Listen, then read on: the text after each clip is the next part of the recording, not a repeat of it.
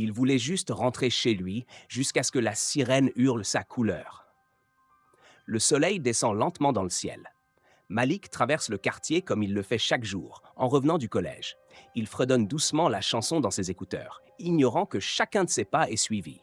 Sur un perron blanc immaculé, une femme sert sa tasse de thé, les yeux rivés sur lui. Ses doigts tremblent à peine, mais ce n'est pas la peur, c'est le jugement. Elle sort son téléphone, compose. Oui, bonjour, je vous appelle car un individu étrange rôde dans le quartier. Un jeune homme noir, il regarde les maisons. Je crois qu'il prépare quelque chose. Dans le même temps, Malik s'arrête brièvement pour lasser sa chaussure. Une pause banale. Mais dans le récit qu'elle construit à l'opérateur, cela devient. Il se cache. Il surveille les habitations. 10 minutes plus tard, le rugissement des sirènes fend l'air.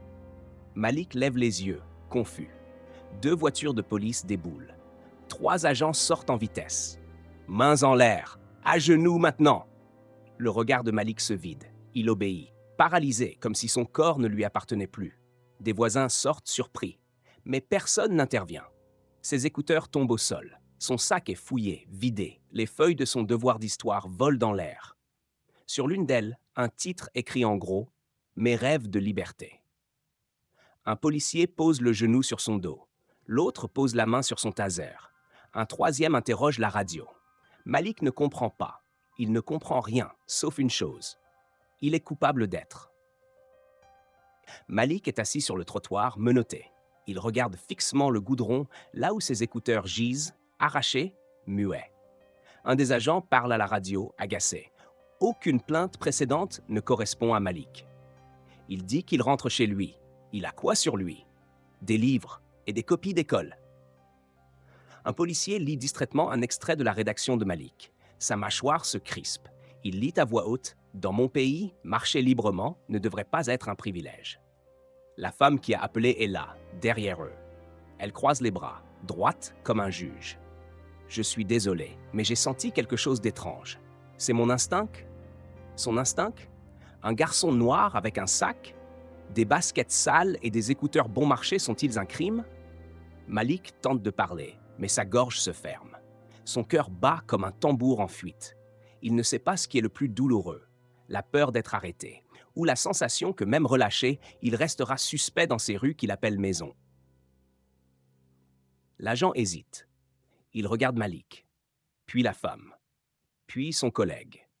Il sent que quelque chose cloche, mais ne sait pas encore comment sortir de cette scène sans faire exploser le silence. La vérité est là, nue, mais personne ne la regarde en face.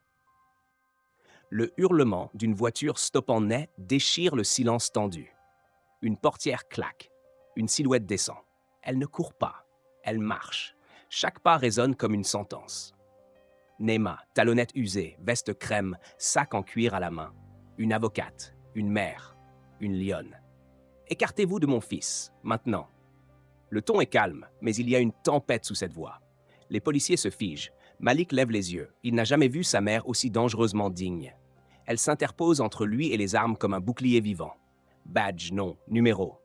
Madame, nous avons reçu un appel concernant. Un appel basé sur quoi? Un crime? Une menace? Ou simplement sa couleur? Elle lève son téléphone. Active la caméra. Continuez, vous êtes filmé. Un silence coupant s'installe.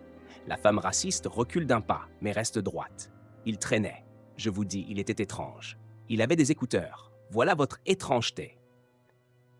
Neema se tourne vers elle. Son regard est glaçant, mais son ton reste posé, chirurgical.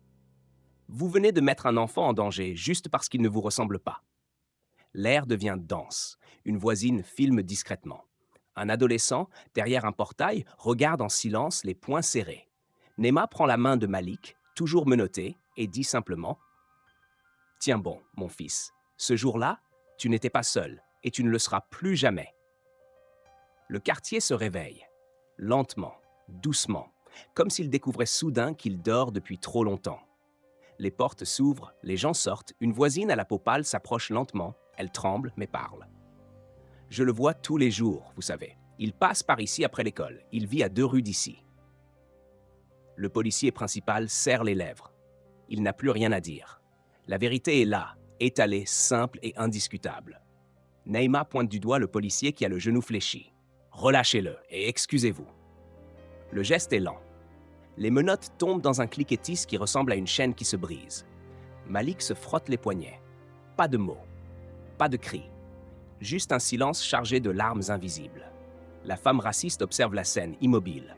Son regard ne sait plus où se poser. Elle cherche un allié. Elle n'en trouve pas. Un vieil homme murmure. « C'est vous qui avez peur, pas lui. » Un policier plus jeune tente un geste maladroit vers Malik.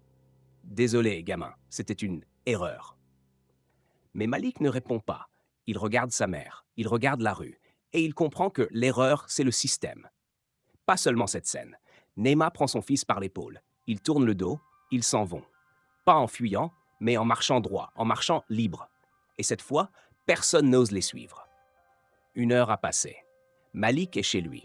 Mais la maison semble différente. Le canapé est le même, les murs aussi, mais son corps reste tendu. Le poids des menottes est encore sur ses poignets, invisible mais indélébile. Neema fait chauffer de l'eau. Elle ne parle pas. Elle respecte le silence. Mais dans ses gestes, il y a de la rage contenue. Elle pose une tasse de thé devant lui puis glisse une phrase « Tu veux qu'on se taise ou qu'on parle ?» Malik hésite, puis murmure « Ils ne me regardaient pas, ils regardaient un danger qu'ils ont inventé. » Je sais. Au même moment, la vidéo de l'arrestation tourne sur les réseaux. Les images sont claires, nettes. On voit Malik agenouillé, Neema qui intervient, le policier qui hésite. En quelques heures, les partages explosent. Le hashtag « Je marchais, c'est tout » émerge. Les commentaires affluent. Certains compatissent, d'autres attaquent. Mais ce qui choque le plus, c'est la froideur du mensonge. Une accusation lancée comme une pierre et qui aurait pu briser une vie. La femme qui a appelé est sommée de s'expliquer. Elle se défend dans une interview locale. « J'ai fait ce que j'ai cru juste, j'avais peur. » Mais plus elle parle, plus elle se noie. Le public ne voit plus une femme inquiète. Il voit le visage nu du préjugé. La nuit tombe. Malik n'arrive pas à dormir. Il regarde ses mains, il les serre, puis les ouvre, comme s'il essayait d'y trouver un pouvoir qu'on a voulu lui voler. Neema dépose un livre sur son lit, La rage de dire, James Baldwin. Lis-le, quand tu seras prêt. Il le feuillette. Il s'arrête sur une phrase soulignée. Ce n'est pas la colère qui détruit l'homme noir, c'est le silence. Quelque chose s'allume, une brèche, un éclair. Il s'assoit à son bureau, prend une feuille et il écrit. Au début, juste des mots. Puis des phrases, puis un cri contenu dans une plume. Je marchais, c'est tout, mais vos regards me poursuivaient. Vos peurs m'ont menotté. Je suis l'enfant de ce pays, pas son cauchemar. Il signe. Malik Ndoye, 14 ans, piéton de la vérité. À cet instant précis, quelque chose en lui change. Il n'est plus un jeune noir arrêté. Il devient un jeune noir qui raconte. Et dans une société où tant de voix sont étouffées, celui qui raconte devient dangereux. Le lendemain, à l'aube, la vidéo est virale. La scène fait la une des fils d'actualité. Ce ne sont plus seulement les voisins qui regardent. C'est le pays. Mais ce n'est pas la vidéo seule qui touche les cœurs. C'est le texte que Malik y a joint. Il l'a publié sur un blog local, puis partagé timidement sur le compte de sa mère. Je marchais, c'est tout. Mais dans vos yeux, je courais. Dans vos récits, j'attaquais. Je ne suis pas le cauchemar de vos quartiers. Je suis ce qu'on n'ose pas écouter. Vos peurs m'ont plaqué au sol, mes mots me relèveront. Les partages explosent. Les commentaires affluent par milliers. Des mères, des profs, des élèves, des anciens militants, des lycéens. Tous voient en Malik le reflet d'un combat ancien, trop souvent relégué aux archives. Un message inattendu arrive. Un auteur renommé, poète, figure de la littérature antiraciste, écrit « Tes mots sont une blessure qui soigne, continue ». Mais la lumière attire aussi l'ombre. Un groupe conservateur local publie une tribune défendant la femme qui a appelé la police. Elle a fait preuve de vigilance. Il faut saluer son instinct. Malik lit ça. Sa mâchoire se serre. Il ne répond pas par colère. Il répond par une décision. Il parlera, en public, devant ceux qui le regardaient de travers, devant ceux qui veulent comprendre, et surtout, devant ceux qui ne veulent pas voir.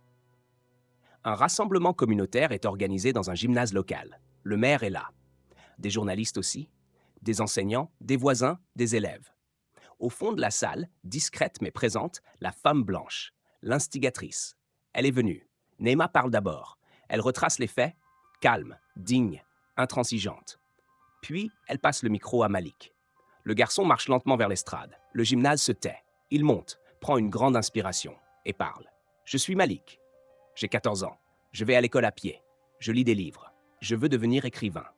Mais ce jour-là, rien de cela ne comptait. Ce jour-là, j'étais juste une couleur. Un silence glacial tombe dans la salle. Il continue. Je ne suis pas venu pour que vous ayez honte. Je suis venu pour que vous compreniez. Si ma simple marche vous fait peur, alors marchez avec moi. Et peut-être qu'on arrivera enfin quelque part, ensemble. Certains pleurent. D'autres se lèvent. Il y a des applaudissements. Mais pas des applaudissements de surface. Des applaudissements qui viennent du ventre. Ceux qui disent « Tu nous as réveillés ». La femme blanche ne dit rien. Elle baisse les yeux. Elle ne fuit pas. Mais elle ne parle pas. Et peut-être que c'est la première fois de sa vie qu'elle écoute. Une semaine s'est écoulée. Malik, invité dans un lycée d'un autre quartier, s'apprête à prendre la parole devant des élèves qu'il ne connaît pas, dans un lieu qui ne lui appartient pas. Mais cette fois, il n'a plus peur. Ce n'est plus un poids qu'il porte, c'est une flamme. Avant d'entrer dans la salle, il repense à ce jour, aux menottes, à l'humiliation, et à cette phrase de Baldwin qu'il a recopiée sur la première page de son carnet. Ne dites pas à un homme de se taire quand sa dignité a été piétinée. Donnez-lui un micro. Il entre. Les regards sont curieux, certains fermés, d'autres ouverts. Mais Malik parle. Il raconte.